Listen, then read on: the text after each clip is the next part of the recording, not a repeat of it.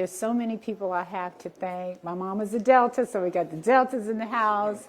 I thank Superior Bakery, who gave the cake to my mother. That was so wonderful. And I have to thank Life St. Joseph of the Pine. John Ray, Dr. John Ray, my cousin, suggested that Mother come here. And since she's been here in November, I must tell you, Mom is aging backwards. Wow. Just last week, she said, I feel like I'm 16.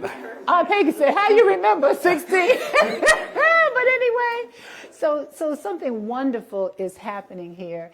And I also want to thank you, Mayor Colvin, for being here. Absolutely. The significance of this moment is that in 1951, Mom was run out of North Carolina by the Ku Klux Klan. Wow. And so she has not been a resident of North Carolina since 1951. Well, we're going to change that today, right? But I'm proud to say she is now a resident of North Carolina. She voted in the last election. Thank you for that. All right, so she is officially back Yeah. as a North Carolinian. So we thank you so much for being here. Thank you. My turn. Yes. All right. Well, good afternoon, everyone. Good afternoon. And to our honoree, what a powerful statement. You know, at the date we're born and the date we pass, there's a dash in the middle that talks about all the things that we've done along the way. And Ms. Sweeting, your dash is so full of amazing things. Standing here as the second African-American mayor of the city of Fayetteville, I understand that I have the privilege and the right to stand here because of people like you that fought for equality, that fought for justice, that fought for representation. And as I read your history about the things that you did in Whiteville, that carried forth to Harlem, and this impacts that you made in Harlem for standing up for fairness and equality and justice, I certainly am a beneficiary of your work, and it's just an honor and a privilege to come share this momentous occasion of 97 years of change and of impact to this community. And we're glad to have you back. So thank you. But I have prepared a certificate of excellence that I would like to read and present to you at this time. And it says, Ora Mobley Sweeting, for tireless advocating for equality, fairness, and inclusivity within our society, and demonstrating outstanding dedication and commitment to the advancement of civil rights and social justice. Signed, therefore, today by myself, Mitch Colvin, and on behalf of the City Council and the entire 212,000 people we represent here, we present this to you and we say thank you. Wow.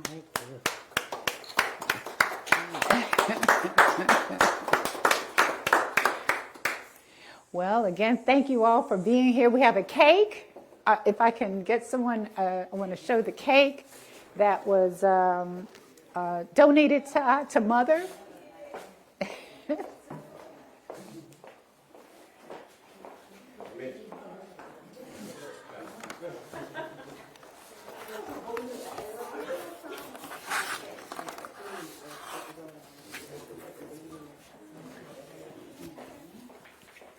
Mom, this is your cake.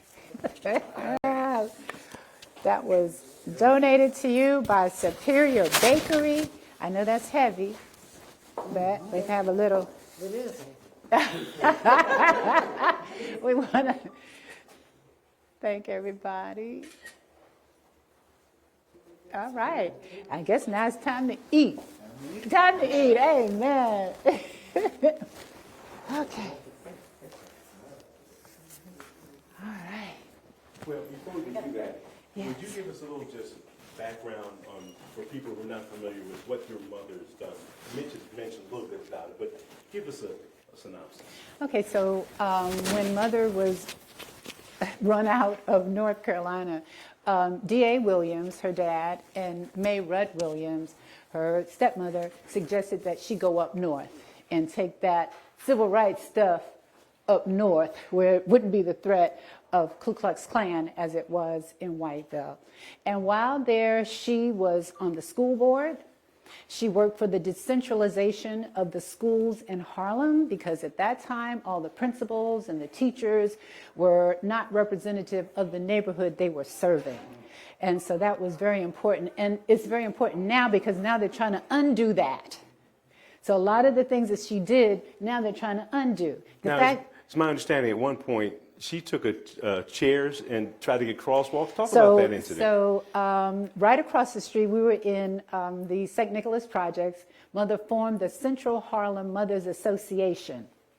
That was at the bequest of Mayor Lindsay, because she'd been doing a lot of work in Harlem, but it wasn't organized under one banner. So she formed the Central Harlem Mothers Association, and they were determined to start naming buildings and streets after African Americans. So but before that, she was trying to send my brother to school, but the school in the neighborhood was so dilapidated, and it was in a neighborhood full of bars. So she had them close down the bars, and you can imagine the life-threatening atmosphere that created. She got the bar shut down and got a school built. She woke up the morning that the school sign went up, and it said John Hancock. And she said, I don't think so. You take that sign down or we're going to protest. And so soon after, that school was named the Harriet Tubman School on 127th Street between what was then 7th and 8th Avenues. From then on, she submitted documentation for the naming of streets. And soon we had Malcolm X Boulevard and Adam Clayton Powell Boulevard, the Mary McLeod Bethune School. And one of her larger protests, and as a child, I saw my mother wondering where she was, and I turned on TV and saw her getting arrested because she was protesting the wing of Harlem Hospital being named after Dr. King. She said, our kids and our children, our legacy, they need to know more about just Dr. King. It needs to be named after Charles Drew, so that they could know that there's not just one hero in our community. So that was a fight, and she was arrested among the many times she was arrested. But to your question, once the school was built, the Harriet Tubman School, the kids were getting run over by the cars that were coming down the street. She asked the city to close the street during school hours, and they didn't. So I'm home looking for mother early in the morning. I look out the window. My mother is laying across the street with the kitchen chair at her head, the other kitchen chair at her feet. And she's laying there between the chairs to keep the cars from coming down the street. By the time I get downstairs, she has her legs wrapped around the policeman and is beating him on his back because he stepped over her and said, get up. And she said, when you stepped over me, you stepped over every mother in Harlem. Wow. So that's who you're looking at right now. Wow. That's who you're looking at right now. And she has a book out as well. Talk about the book and what's the name of it? The name of the book is conducive to her behavior. Nobody Gave Me Permission. The memoirs of a human and civil rights activist. And that was very important to her to say a human rights and a civil rights activist, because this isn't just civil rights. These are the rights that we should have as human beings. The right to have a good job, the right to be able to feed your children. Mother does not refer to any African American man as Mr. All African American men to my mother are referred to as king. And that's because in the time that we were growing up and in the projects, African American men were forced to leave their homes. They couldn't get jobs. So the children were getting fed by food stamps. The men could not be in the home in order for the families to get food stamps. So they would run outside of the home. So you're destroying the home at the root. So she said, no. We're going to change that. Every time you see a black man, we're going to call him a king, so that I'm recognizing who he is, whether or not anybody else does. And so they will start recognizing themselves as king in spite of this social condition. So that's, again. And the thing is, we don't recognize your mother's name, but there's namesakes here in our school system. Talk about who her parents were. All right, so D.A. Williams was a professor at Fayetteville State University. At that time, it was called Fayetteville State Teachers College. And I went to New Bowl Training School right there on the campus of Fayetteville State. And May Rudd Williams, there's a May Rudd Williams School here. I'm going to have Aunt Peggy talk a little bit about, because she was here in the very beginning. Aunt Peggy? Which one did you tell? About Nana and Papa? Well, other than they raised her, you and Bush, she raised the two children, the boy. And he came when he was barely walking. And he stayed here the whole summer. Then we had to go back to work. So he had to go back to school.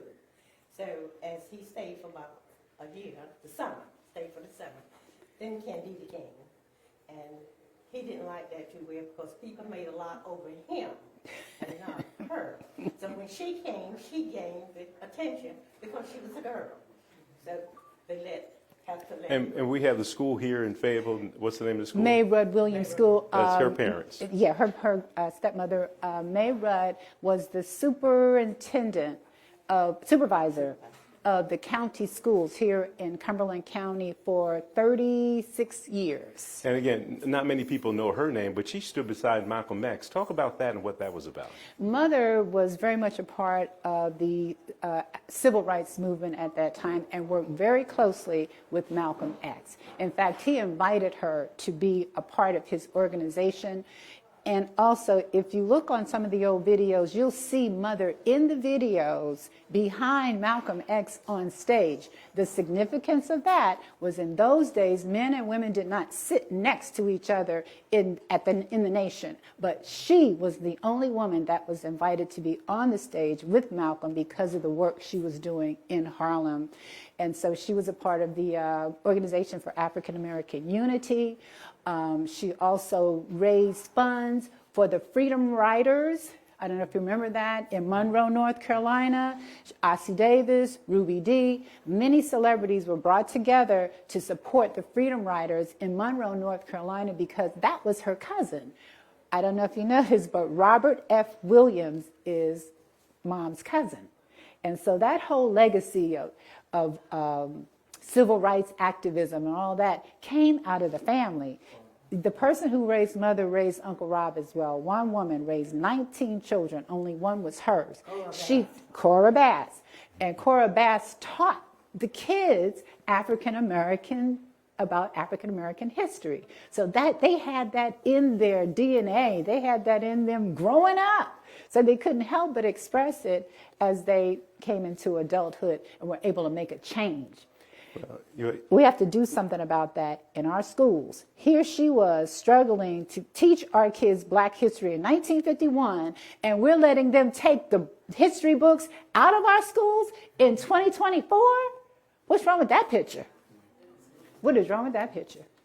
Well, Mother Ora, I'm going to tell you, I'm impressed by what I've seen, what I've read, and I ordered your book this morning. So I'll read every more on Amazon. So Oh, thank you. that's all the questions I have. Did they make them a picture? Yes, they are doing a documentary about Mother. Many of the members of the documentary team are here.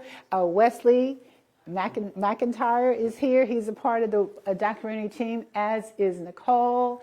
Where's Dr. Harrington? Oh, Dr. Harrington. Everyone know Dr. Harrington from Fayetteville State University? He is also part of our documentary team. Yes. Well, congratulations. Thank you. Thank you. Getting hungry in here. It's going to eat Okay, thank you all for being here.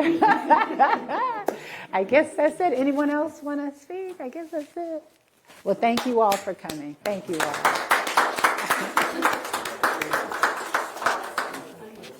Mother, did you want to say something on TV? Can I put a microphone on you? You want to say anything? I want to say